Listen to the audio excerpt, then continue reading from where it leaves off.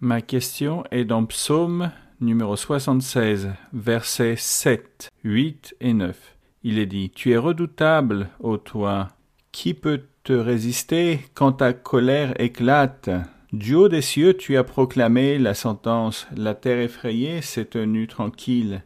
Lorsque Dieu s'est levé pour faire justice, pour sauver tous les malheureux, ou les doux en espagnol, de la terre. » Ma question, sœur, les doux de la terre, nous savons que c'était Moïse et le Seigneur Jésus-Christ. J'aimerais, ma sœur, que vous nous enseigniez comment nous, en tant que fils de Dieu, nous pouvons être doux. Eh bien, sachez qu'ici, ces doux ou malheureux font référence à toute l'Église qui va se convertir à Dieu. Et ce psaume prend son accomplissement dans la vie éternelle, quand le Seigneur appelle ses élus et lorsqu'il juge, et que pour ses élus, il dit qu'il y aura un nouveau ciel, une nouvelle terre, et c'est le Seigneur qui éclaire, car il n'y aura ni soleil ni lune, et c'est lui qui éclairera. Et les noces de l'agneau sont accomplies, alors ce sera quelque chose de beau.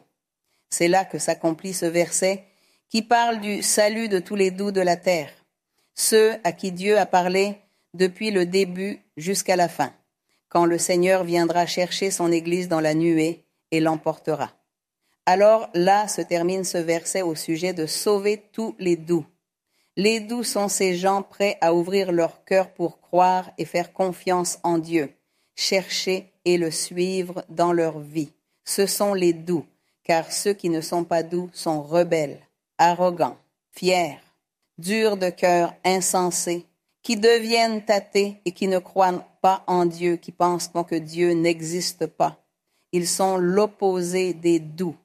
Et le doux est celui qui accepte, qui croit, qui prépare son cœur pour notre Dieu. Alors toutes les qualités qu'une personne doit avoir, c'est d'avoir de l'amour, de la bonté, de la miséricorde, de la paix, d'être doux. On dit que le doux réunit tous les fruits de l'esprit. Il les réunit. Et alors il est sauvé. Dieu va le conduire à la vie éternelle. Et quand il aura son Église, il dira ici, le Seigneur a sauvé les doux de la terre.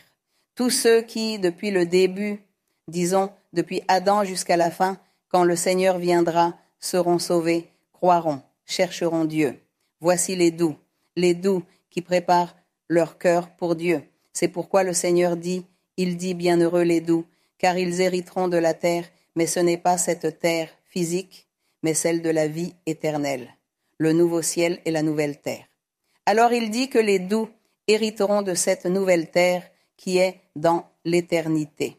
Ici, le Seigneur dit qu'il s'est levé pour juger et pour sauver. Cela ne s'est pas produit, cela ne s'est pas passé dans l'Apocalypse. Il est dit que c'est pour le temps de la fin que le Seigneur va juger et envoyer certains en enfer dans le lac de feu et d'autres à la vie éternelle. Alors, regardez, ces versets sont des prophéties prononcées par l'Esprit de Dieu dans la bouche de celui qui chantait. Ici, il est dit que c'était un chant d'Asaph inspiré par l'Esprit de Dieu. Il était prêtre, prophète. L'Esprit le saisissait pour dire tout cela qu'ils ne comprenaient pas eux-mêmes. Mais ici, oui, le Seigneur, par la bouche de tous ceux-ci, parlant de toutes ces merveilles et avec de la musique. La plus belle chose était que c'était avec de la musique, avec une mélodie. C'est pourquoi j'aime tant les psaumes. Les psaumes sont quelque chose de magnifique pour louer le Seigneur parce que nous n'avons plus de mots à dire à Dieu. Alors nous les copions des psaumes.